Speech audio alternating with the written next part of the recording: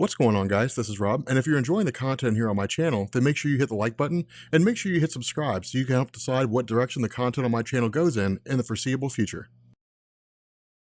Okay, what's going on, guys? This is Rob, and today I thought we would do another Origin and Powers video, since a lot of you guys were really asking about Darkseid's pops, Yuga.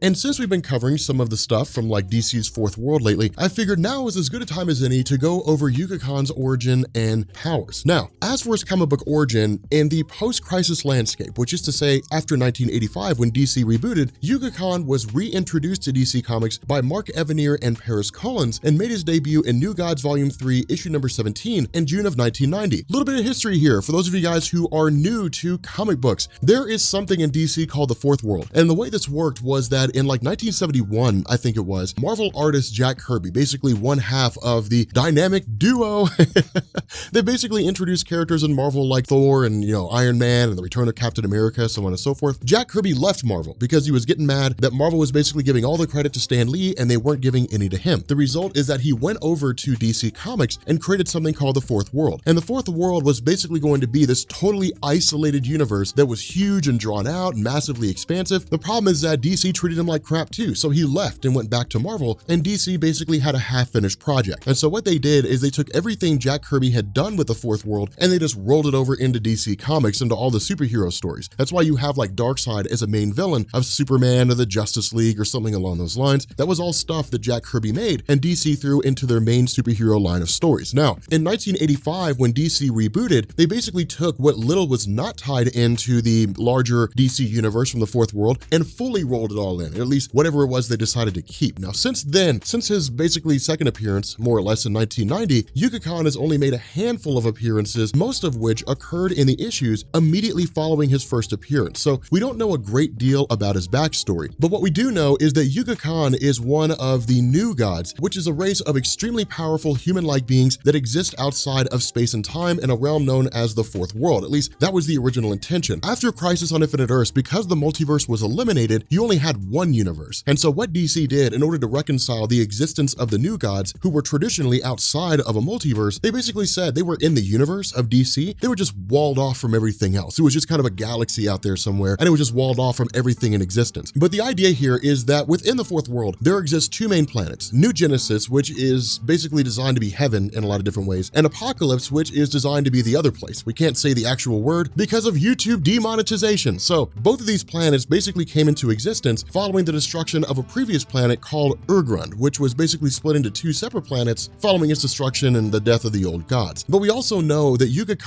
was the first ruler of Apocalypse. Now, desperate to acquire more power so that he could become the most powerful entity in the universe, Yuga became obsessed with solving the mystery of something known as the Source. The Source within DC Comics is basically the impetus for everything that exists within the universe and is the source of limitless energy, which every living thing within the universe comes from. So there's different theories out there in terms of what the Source is, and I don't believe it's ever been explicitly fleshed out. It's just sort of this enigmatic, somewhat obscure thing that exists out there that you only really hear about in the New Gods comics. But despite having been warned that acquiring knowledge of the Source would result in his destruction by the ruler of New Genesis Highfather, Yuga tracks the Source to the Promethean Galaxy, one of the most remote places in the universe that borders the Source Wall, a barrier that separates the Source from everything in existence. Now, while Yuga is successful in finding the Source, what ends up happening is that he becomes imprisoned inside the Source Wall for several thousand years. Now, during this time and back on Apocalypse, Yuga wife, Hegra, assumed power in his absence, but lost her life due to a plot put in motion by her son Yuxas. Yuxas, as we know, would eventually go on to become Darkseid once he assumed the mantle of control of Apocalypse. Now, eventually, Yuga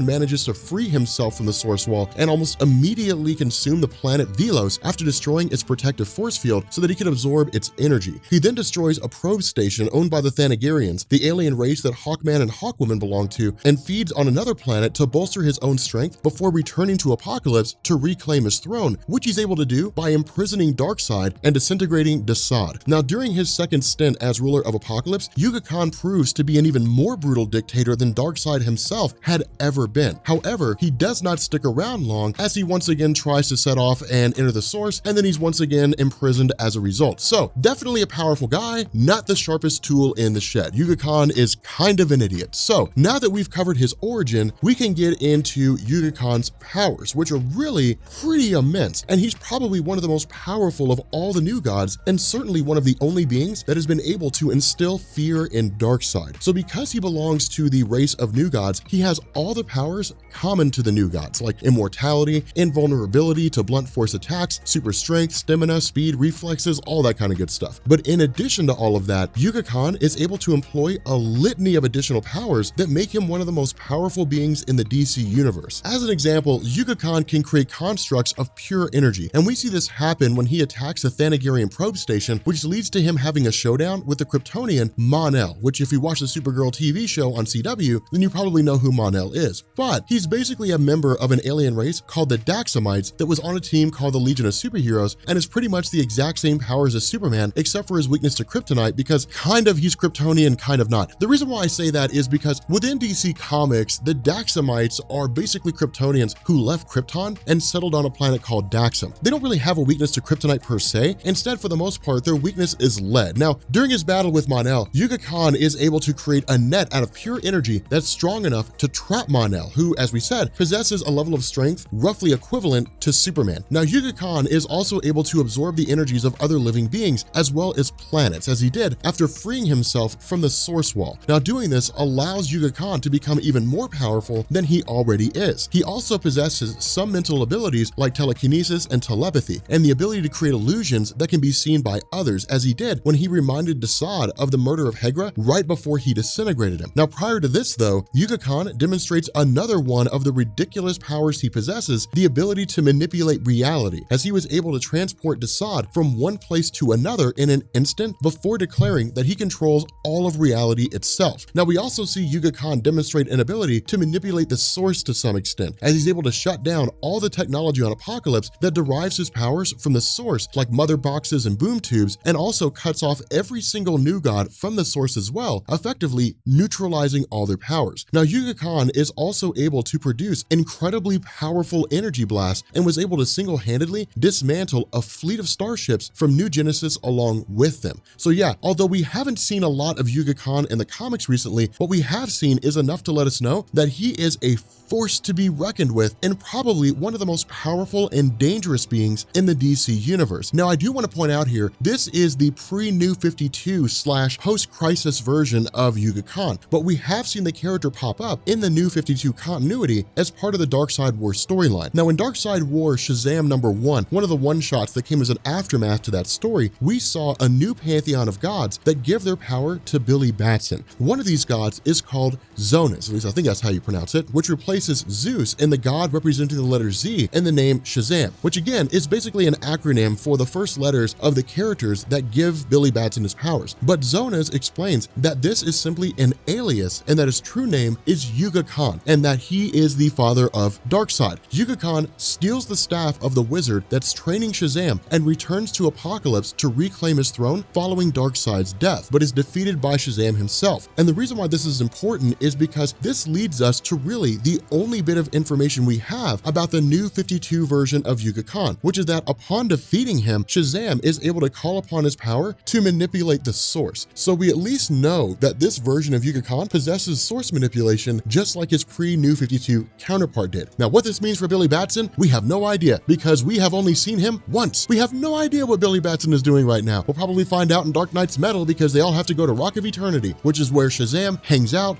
does whatever it is Shazam's doing when he's just hanging out, probably playing PlayStation. He's not playing Destiny 2 because that game sucks. But with that being said, guys, we're going to bring this video to an end. If you are new here to Comics Explained, make sure you guys hit the sub button to become part of the Rob Corps. If you guys enjoyed this video, make sure you drop a like, and I will catch you all later. Peace.